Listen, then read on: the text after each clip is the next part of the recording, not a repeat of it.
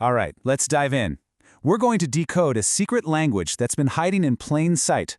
I'm talking about the musical staff. But what if those 5 lines, what if they aren't just a guide for making art? What if they're actually a blueprint for survival? So yeah, that's the big, kind of wild question we're tackling today. What if a musical score is way more than just a bunch of notes on a page?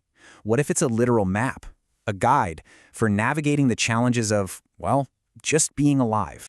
Okay, so our guide for this whole deep dive is this thinker named Frank, and he doesn't mess around. He basically says, look, we've got to stop talking about music in these vague, poetic terms. For him, music isn't just expressive. It does something. It's a tool, and our job is to figure out exactly what that is. So, to get to the bottom of this, Frank sets up this incredible thought experiment.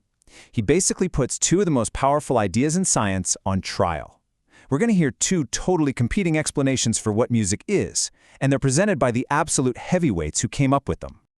Okay, so in one corner you've got Claude Shannon. He says music is all about information. It's a game of managing what we expect and when we're surprised. And in the other corner, Ludwig Boltzmann. He's like, no, it's all about energy. It's a tool for controlling our bodies and getting us to work together efficiently. So it's information versus energy. Let's get into it. All right, first up to the stand, the case for information. And who better to argue it than the father of information theory himself, Claude Shannon. His whole argument kicks off by looking at music not really as sound, but as a message. So for Shannon, music is this beautifully crafted game of suspense and, eventual resolution.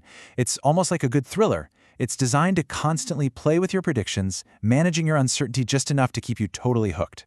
The key word here, the big concept, is surprisal. Think about it. If a song is too predictable, your brain just checks out, right? It's boring. But if it's completely random, it's just noise.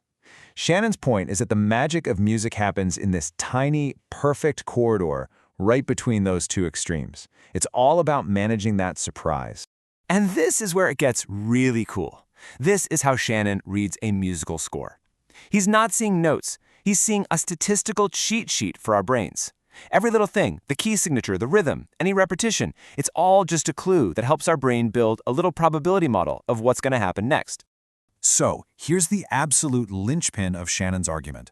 A musical score is a total work of genius in data compression. I mean, it just throws out all the fluff, all the unnecessary acoustic details, and it keeps only the one thing that truly matters, that deep informational structure of surprise and expectation. But, hold on. That's only half the story. Now it's time for the counter-argument. And this is where Ludwig Boltzmann enters the room, and he basically brings the entire force of physics and thermodynamics crashing into this debate. And Boltzmann's rebuttal? It's a gut punch. He's basically saying, you're all ignoring the body. It's easy to talk about abstract information, but energy is expensive to ignore. For him, this is the fatal flaw. Music isn't just something we hear, it's something our bodies do. So Boltzmann's big idea is that music is a control surface for our biology. Okay, what does that mean? Well, think of a pilot's joystick. It controls the airplane. He's saying music does the same thing for us. It controls and coordinates the flow of energy in our bodies, getting our muscles, our breathing, everything to sync up. And just think about the real-world examples. People marching in an army, a crew rowing a boat, everyone dancing together at a wedding. In all those cases, music is making sure no energy is wasted. It syncs everybody up, and that makes the group incredibly efficient. For Boltzmann, this has nothing to do with art. This is the pure physics of survival. Okay, so now we have 2 really powerful but clashing theories. Music is information and music is energy. So now Frank, our moderator, steps back in, and he forces them to confront each other over one deceptively simple piece of evidence. The staff itself.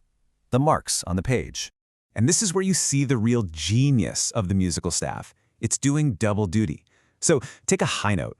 To Shannon, that's statistical surprise. To Boltzmann, that same note is physical tension. Or take tempo. To Shannon, a fast tempo is just a high rate of information. To Boltzmann, it's a direct measure of how much energy you're burning. It's both things at once. But then Frank throws down the ultimate challenge, the big one. Okay, guys, he says, if music is all about information and energy, then explain silence. What's the point of a total lack of both? what is silence for? And Shannon's answer, it's just brilliant. He says silence isn't nothingness. It's a powerful violation of what you expect. You know that feeling when you're waiting for the beat to drop and it just doesn't? That silence is packed with informational surprise.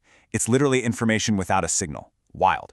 And you know what? Boltzmann has an equally amazing answer. For him, silence is a biological tool. It's a chance for the body to hit the reset button, to conserve energy, but, and this is key, without losing focus. It's that perfect moment of readiness, just without any motion.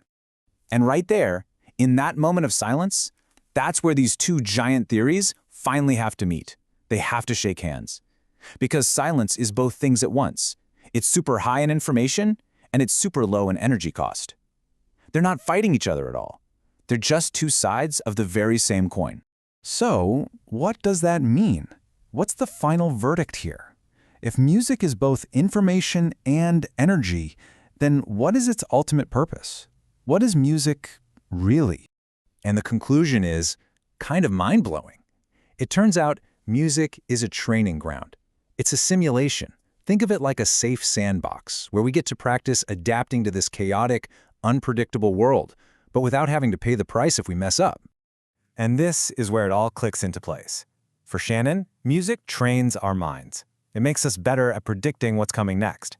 For Boltzmann, it trains our bodies, helping us learn to move together efficiently. So it's practice for the mind, and it's practice for the body.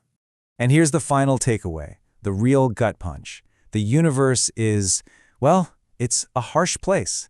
It gets rid of things that don't work. It deletes inefficiency. And music? Music is our rehearsal space. It's where we get to practice the skills of prediction and coordination before the stakes are life and death. So it's not just art, it's a survival guide written right there on 5 simple lines.